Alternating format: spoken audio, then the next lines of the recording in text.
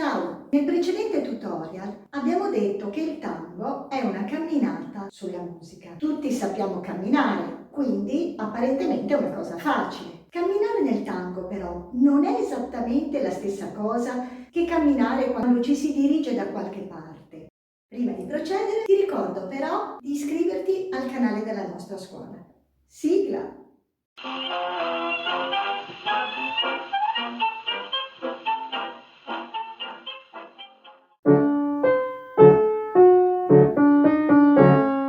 Nella vita quotidiana, camminare ci serve per spostare il nostro corpo da un punto all'altro dello spazio. E come lo facciamo? Non è importante, l'importante è muoversi. Quindi se ad esempio io cammino con le spalle curve o portando avanti il bacino oppure cammino a gambe aperte e distanziate, non sarà esteticamente bello, però raggiungo lo stesso il mio obiettivo, che è appunto quello di spostarsi nello spazio. Inoltre nella vita quotidiana decidiamo noi se e quando muoverci, se e quando fermarci e a che velocità farlo. Ma nel tango l'obiettivo della camminata è più complesso, perché il ballerino ha sì l'obiettivo di spostare il proprio corpo nello spazio, però lo deve fare insieme ad un altro corpo, quello di chi sta ballando con lui, camminando a volte avanti, ma a volte anche all'indietro. Dipenderà poi dal ruolo che il ballerino svolge all'interno della coppia. Chi guida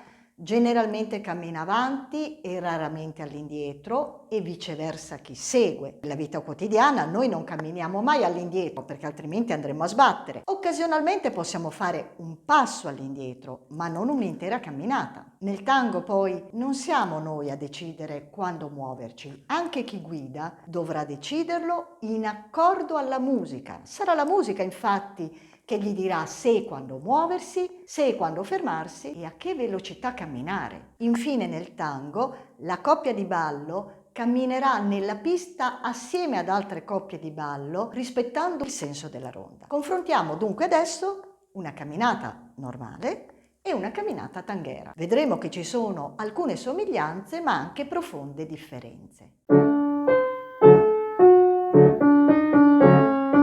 L'asse del corpo è quella linea immaginaria che passa attraverso il nostro corpo dalla testa al pavimento. Nella vita quotidiana, quando sono in piedi, il peso del mio corpo è distribuito su tutta la superficie dei piedi, dalla punta al tallone. Questa è senza dubbio una posizione molto comoda, ma nel tango fa nascere un problema, perché quando i talloni sostengono il peso del corpo, risulteranno bloccati e non potranno fare il pivot, che è un movimento usatissimo nel tango e necessario, ad esempio, per realizzare ochos e giri. Il pivot è il movimento fatto dal piede che in quel momento sta sostenendo tutto il peso del corpo e che permette a chi balla di variare la direzione del corpo. Così.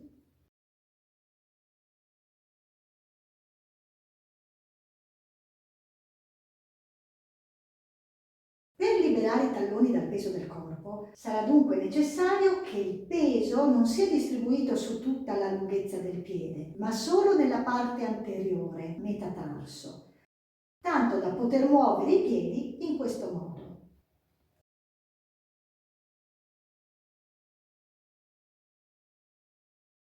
In conseguenza, l'asse del corpo risulterà leggermente inclinato. Ma di quanto sarà inclinato? Cioè, di quanto dovrò spostare il mio asse in avanti sul piede? Questo dipende dal tipo di abbraccio che useremo nel ballo. Più l'asse è spostato indietro sul piede, verso i talloni, naturalmente lasciandoli liberi, e più tra i corpi dei due ballerini ci sarà spazio. Più l'asse del corpo è spostato invece in avanti, verso la punta del piede, e meno spazio ci sarà tra i corpi dei ballerini. Dipende dal tipo di abbraccio scelto dalla coppia di ballo e in definitiva dallo stile di tango che si ballerà.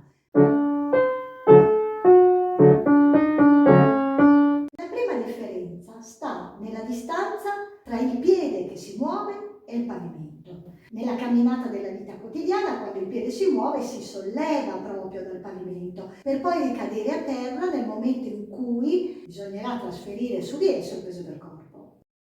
Invece nella camminata tangera, la suola della scarpa scivolerà sul pavimento restando leggermente a contatto con esso, fino al momento in cui il peso del corpo non verrà trasferito sul piede. All'indietro, la vita di tutti i giorni, il piede che si muove si solleva dal pavimento, mentre quando si balla, la suola della scarpa accarezza il pavimento. La seconda differenza è questa. Nella vita quotidiana, prima muovo la gamba e poi muovo il resto del corpo. Così.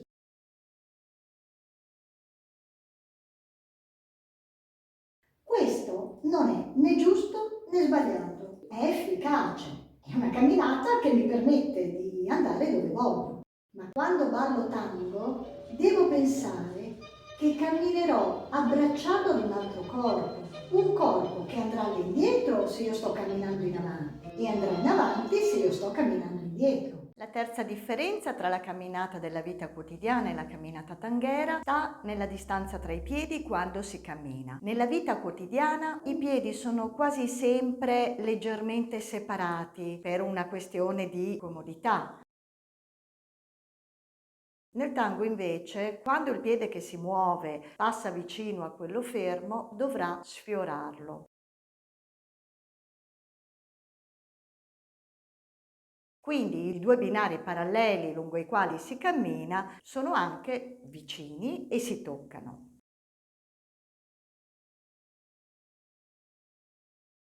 In realtà, una volta che sarai più esperto nella camminata del tango, l'obiettivo sarà quello di camminare su un'unica linea, sia in avanti che indietro.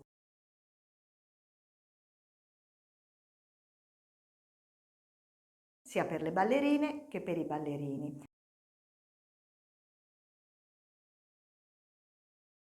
Ma questo tipo di camminata su un'unica linea, cioè su un unico binario, è un po' più complessa perché richiede necessariamente l'utilizzo della dissociazione del corpo. Ti consiglio all'inizio di camminare su due binari distinti e vicini e solo quando sarai sicuro di sfiorare sempre le gambe a livello delle caviglie e delle ginocchia quando passi vicino, tecnicamente si chiama passare per il centro, ecco, solo allora di iniziare a studiare la camminata su un unico binario.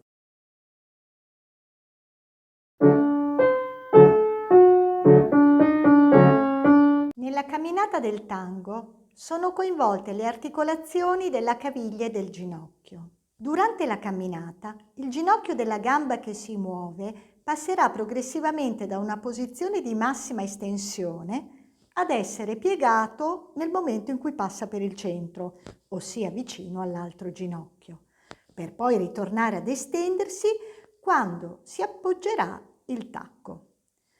Nel momento in cui trasferiremo il peso del corpo, il ginocchio tornerà ad ammorbidirsi e la sua rotula avrà un po' di gioco. Nella camminata in avanti, una volta appoggiato il tacco della scarpa, per un istante il peso del corpo graverà sul tallone, ma subito dopo si sposterà sul metatarso, lasciando il tallone completamente libero dal peso. Per realizzare bene questo movimento è importante utilizzare la caviglia.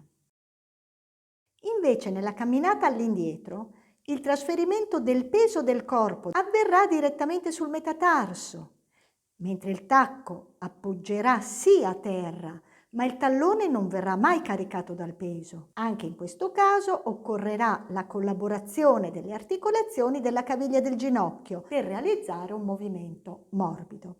Questo modo di utilizzare le articolazioni nella camminata del tango è identico a come le usiamo o le dovremmo usare nella vita quotidiana. In particolare, fa attenzione al momento in cui nella camminata in avanti appoggi il tacco o in quella all'indietro appoggi la punta della scarpa. In quel momento il ginocchio della gamba che si muove deve essere ben disteso e non deve restare piegato.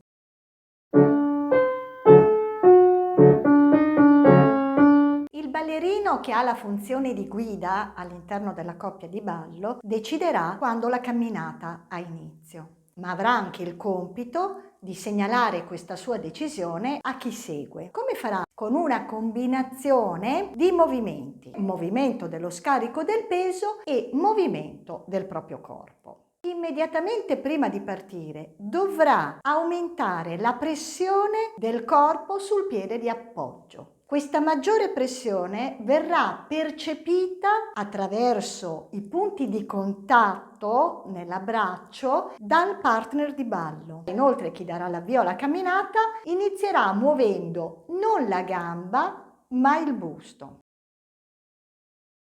Poiché chi guida avrà aumentato la pressione del proprio corpo sul pavimento, questa maggiore pressione provocherà una sorta di ancoraggio al pavimento che farà sì che potrà spostarsi in avanti senza per questo caricare la ballerina del proprio peso. Chi segue nella coppia percepirà entrambe le cose e risponderà muovendo per primo la gamba e liberando così lo spazio perché l'uomo possa poi concludere il passo. Quando balliamo tango, camminiamo sulla musica. Camminare sulla musica però non vuol dire che c'è una musica di tango che sta andando come sottofondo e noi siamo affaccendati a fare altre cose. No, significa che chi balla si mette in una vera relazione di ascolto con la musica. Ogni coppia che balla tango vuole vivere un'esperienza gradevole e secondo me il massimo del piacere è quando c'è una buona connessione con l'altro ballerino o ballerina della coppia e contemporaneamente una buona connessione con la musica. Cosa significa ballare sulla musica? Tante cose. Principalmente significa che il ballerino è come se diventasse uno strumento dell'orchestra. Al pari degli altri strumenti si mette in sintonia all'interno di questo insieme e non se ne va per i fatti suoi. Significa ballare sulla melodia, rispettare le frasi musicali, rispettare le pause, rallentare dove la musica suggerisce di rallentare o viceversa accelerare e dare maggiore energia dove la musica ce lo sta chiedendo. Ma quando si inizia a ballare, proprio all'inizio, muoversi sulla melodia, rispettando tutto questo è veramente difficile. Io propongo all'inizio di cogliere la pulsazione. La pulsazione che poi è data dalla velocità del brano. Che cos'è la pulsazione? Se mettiamo una mano sul cuore abbiamo l'esempio più chiaro di pulsazione. Impulsi regolari che si succedono alla stessa distanza di tempo. Ok? Questa pulsazione che io adesso ho sentito dal cuore la devo andare a cogliere in quello che è il cuore della musica. Il tango è una musica in 4/4. La mia proposta per iniziare a camminare sulla musica è di camminare sulla pulsazione, sapendo che ci sono 4 pulsazioni che si ripetono, 1, 2, 3, 4, e che il passo viene fatto sulla prima e sulla terza pulsazione. La seconda e la quarta pulsazione coincideranno con il momento in cui la gamba in movimento passa accanto alla gamba ferma.